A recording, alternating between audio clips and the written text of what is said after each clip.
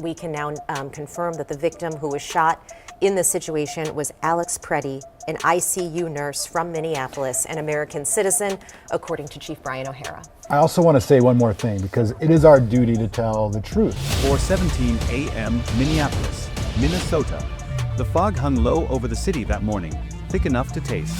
The streetlights along Hennepin Avenue cast pale yellow halos that barely cut through the gray. Traffic was non-existent. The bars had closed hours ago. The only movement came from the occasional delivery truck rumbling toward the warehouse district and from the black tactical vehicles that were already in position, their engines idling silent in the cold. FBI agents in full tactical gear crouched behind concrete barriers near a converted warehouse on the north side of the Mississippi River. DEA officers held the perimeter around a massage parlor in Uptown that had been flagged 18 months ago as a front for fentanyl distribution. ICE teams staged near a residential complex in Brooklyn Park where intelligence suggested a human trafficking transit point was operating under the cover of a commercial cleaning service. SWAT teams from 4 counties had been mobilized. Black Hawk helicopters circled at high altitude, their rotors a distant whisper against the frozen fog. At 4:32 a.m., the order came through encrypted radio channels. Execute. The first breach happened at the warehouse. A flashbang shattered a window on the second floor. 3 seconds later, agents in black body armor poured through the loading dock entrance, their rifles sweeping left and right, flashlight beams cutting through darkness and chemical haze. Inside, they found exactly what the informants had promised. A drug superlab hidden behind walls of stacked shipping pallets, rows of industrial mixers, pill presses capable of producing 60,000 fentanyl tablets per hour. The air was thick with chemical residue, acrid and dangerous. Ventilation systems hummed. Workers in protective masks froze at their stations. 2 men tried to run. They made it 15 feet before they were tackled and zip-tied on the concrete floor. One of them screamed something in Spanish about lawyers and rights. The agents said nothing. They had heard it before. Simultaneously, the massage parlor in Uptown was hit. DEA agents breached through the front and rear entrances at once, their movements synchronized to the second. Inside, they found 11 women locked in a back room. Some of them had been there for weeks. Their eyes were hollow. Their wrists showed marks from restraints. Behind a false wall in the basement, agents discovered 400 kilograms of methamphetamine packed into duffel bags ready for distribution, along with 200 kilograms of cocaine and enough fentanyl powder to produce 3 million pills. The ICE operation in Brooklyn Park was the most chaotic. When agents entered the residential complex, they encountered armed resistance. 3 suspects opened fire from an upstairs window, muzzle flashes strobing in the pre-dawn darkness. Agents returned fire, taking cover behind their armored vehicles. The exchange lasted 90 seconds. When it ended, all 3 shooters were neutralized. 1 agent had taken a round to his vest. He would be bruised but alive. Inside the building, they found evidence of a smuggling operation that had moved hundreds of undocumented migrants through Minnesota over the past 2 years. Ledgers written in code. Photographs of transit points across 5 states.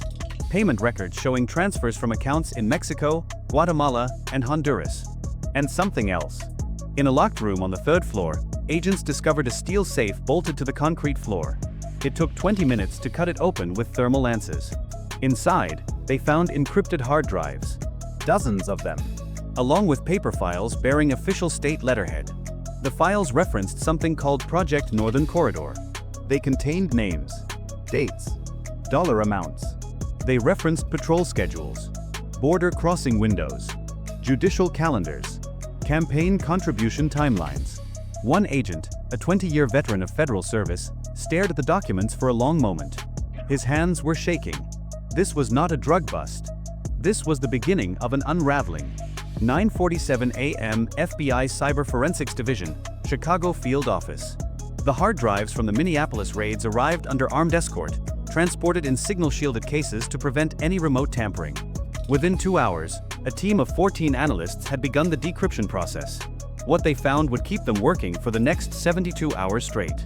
Project Northern Corridor was not a cartel operation in the traditional sense. It was a merger. A partnership between the Sinaloa cartel's Upper Midwest distribution network and a shadow organization embedded within the Minnesota state government. The network diagram that emerged on the forensic screens looked like a spider web stretched across half the continent. At the center sat a single node labeled with initials that the analysts did not yet recognize. Radiating outward were shell companies, ghost corporations, offshore accounts, a trucking firm based in Duluth that specialized in refrigerated transport, a restaurant supply company in Rochester that had never actually supplied a restaurant, a non-profit foundation that claimed to provide services for refugees but whose offices sat permanently empty, a logistics contractor that had won 4 consecutive state transportation bids despite being the highest bidder each time. Money flowed through these entities like blood through veins. Cartel cash entered as donations, invoices, and consulting fees. It exited as legitimate business income, tax-deductible, and clean. The laundering operation processed an estimated $40 million per quarter. But the money was only part of it. The files also contained operational orders, instructions for which highway way stations should experience technical difficulties on specific nights, schedules for when certain rural county patrol units would be understaffed due to mandatory training, lists of judges who had been identified as sympathetic to cartel-connected defendants, and other judges who had been marked for removal through carefully orchestrated scandals. And then the analysts found the signature file. Every major operational order in Project Northern Corridor required digital authorization from a single source. The encryption key traced back to a private server registered to an address in St. Paul, an address that belonged to the private residence of State Senator Victor Harlan, the chairman of the Minnesota Senate Judiciary Committee and the most powerful political figure in the state legislature. The room went silent. Victor Harlan, a man who had built his political career on promises of tough-on-crime legislation and community safety. A man who had appeared at press conferences denouncing cartel violence with righteous fury. A man who had personally attended the memorial service for Renee and Alex Pretti, shaking hands with grieving family members and promising that justice would be swift and absolute. The same man whose digital fingerprint authorized the movement of enough fentanyl to kill every resident of Minneapolis 3 times over. This was not corruption. This was command-level collusion. A sitting state senator had transformed Minnesota into a secure operating hub for one of the deadliest drug organizations on the planet. He had weaponized his position to shield cartel logistics, to neutralize investigations before they began, to ensure that anyone who got too close to the truth found themselves isolated, discredited, or worse. And the operation was still running. The next phase began 48 hours later. 5 a.m. Federal Coordination Center, Minneapolis. The command center occupied the top floor of a federal building that most residents had never noticed, its windows tinted black, its roof bristling with satellite dishes and antenna arrays. Inside, a wall of screens displayed a digital map of Minnesota and the surrounding states. Red markers pulsed across the map, 47 of them. Each one represented a confirmed cartel asset connected to Project Northern Corridor. At a central console, the operation commander addressed the assembled team leaders. Her voice was steady, her words precise. In the next 8 hours, we are going to dismantle an organization that has operated with impunity for nearly 6 years. We have over 900 federal agents positioned across 5 states, 18 SWAT teams, air support from 4 Black Hawk helicopters and 3 fixed-wing surveillance aircraft. We have coordination with U.S. Marshals, state police units that have been individually vetted and cleared, and emergency medical teams standing by at 11 locations. She paused, looked around the room. Some of you are going to encounter resistance. Some of you are going to find things that will make you question everything you thought you knew about this state. Stay focused. Stay professional. And remember that the people we are protecting tonight have no one else. At 5:23 a.m., the operation launched. The first strike hit a rural property 50 miles west of Minneapolis. Satellite imagery had identified it as a probable drug processing facility disguised as an agricultural equipment storage site. The property was surrounded by cornfields, invisible from any main road. When agents breached the main building, they found 23 workers processing raw fentanyl powder into pills. Industrial equipment filled every corner. Ventilation ducts pumped chemical fumes into underground filtration systems. The seizure totaled over 1,000 kilograms of finished product. Enough to produce 2.1 million fentanyl pills. Enough to kill a city. Simultaneously, teams hit a mansion in Edina that belonged to a businessman named Ricardo Mendez. Mendez had no criminal record. He appeared in local society pages as a philanthropist and art supporter. He had donated to 3 consecutive gubernatorial campaigns. When agents entered his home, they found a panic room behind his master bedroom closet containing $4 million in cash, a satellite phone with encrypted communications to locations in Sinaloa, and a loaded AR-15 with 6 additional magazines. Mendez did not resist. He simply sat on his bed and waited, his face expressionless, as if he had always known this moment would come. In Duluth, agents raided the trucking company that had been identified in the Project Northern Corridor files. The owner attempted to destroy documents in an industrial shredder before agents physically restrained him. The trucks themselves contained hidden compartments capable of concealing up to 600 kilograms of narcotics per vehicle. Some of those trucks had been crossing state lines 3 times per week for 4 years. Near the southern border of the state, teams discovered a tunnel system that no one had known existed. It ran for nearly 3/4 of a mile beneath a farm property, connecting to a warehouse across the Iowa border. The tunnel was equipped with ventilation, LED lighting, and a motorized rail system for moving cargo. Agents estimated it had been operational for at least 4 years. The engineering was professional. The construction was meticulous. This was not amateur work. In Rochester, agents raided the restaurant supply company that existed only on paper. The warehouse contained no restaurant supplies. Instead, they found communications equipment, server racks, and a monitoring station that had been tracking law enforcement radio frequencies across 3 states. In St. Paul, the final target was the private office building where Senator Victor Harlan maintained his business operations separate from his government work. When agents arrived with a federal warrant at 6:47 a.m., they found the office empty. Harlan had been tipped off. Someone inside the operation had warned him. But he had not run far. U.S. Marshals apprehended him 6 hours later at a private airfield 90 miles from the city. He was carrying 3 passports. 1 American. 1 from a Central American nation that does not have an extradition treaty with the United States. 1 from a European country under a different name entirely. He also had a briefcase containing encrypted communications equipment, contact information for cartel leadership, and a single document that would later become the centerpiece of the federal prosecution. A handwritten letter outlining the next phase of Project Northern Corridor. A plan to expand operations into Wisconsin, Iowa, and the Dakotas. A plan that referenced 10 additional politicians who had already been compromised. When asked if he understood the charges against him, Harlan said only 4 words. "I want my lawyer." The investigation into law enforcement corruption took another 3 weeks to complete. What federal agents discovered during that time fundamentally changed how the state of Minnesota would operate for years to come. Of the 2,100 active duty police officers in Minneapolis and the surrounding jurisdictions, 51 had received direct payments from organizations connected to Project Northern Corridor.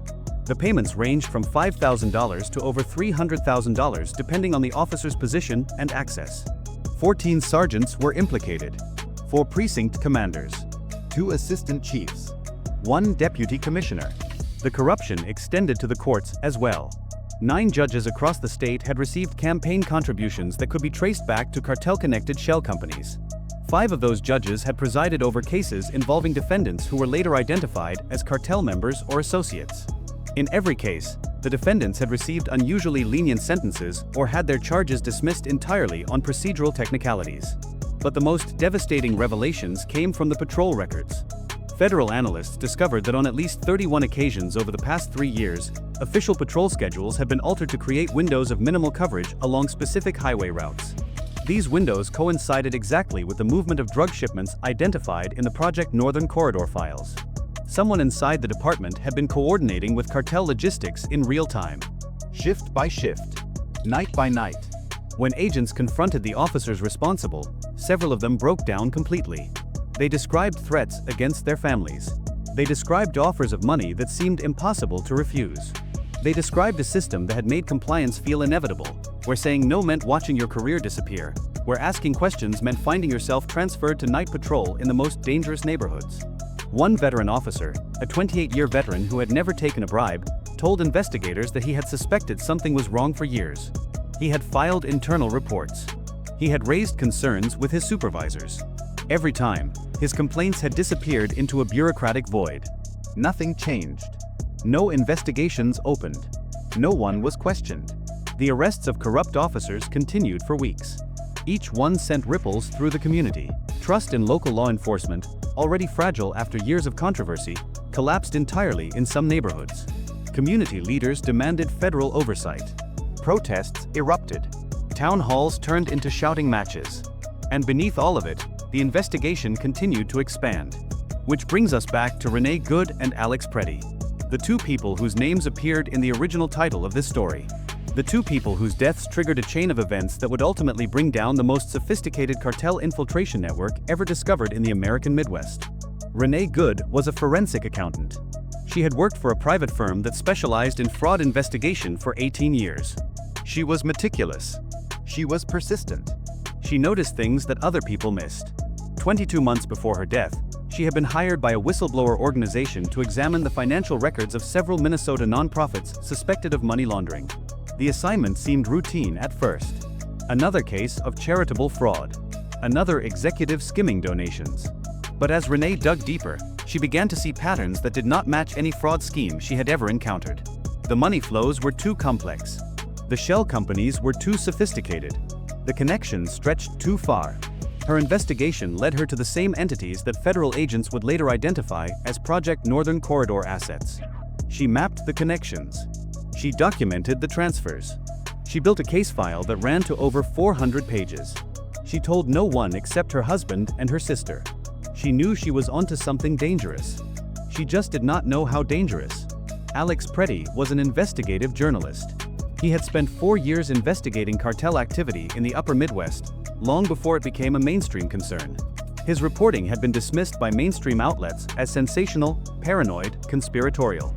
He could not find a publisher for his findings. His editor told him to focus on stories that people actually wanted to read. But Alex kept digging. He cultivated sources. He documented patterns.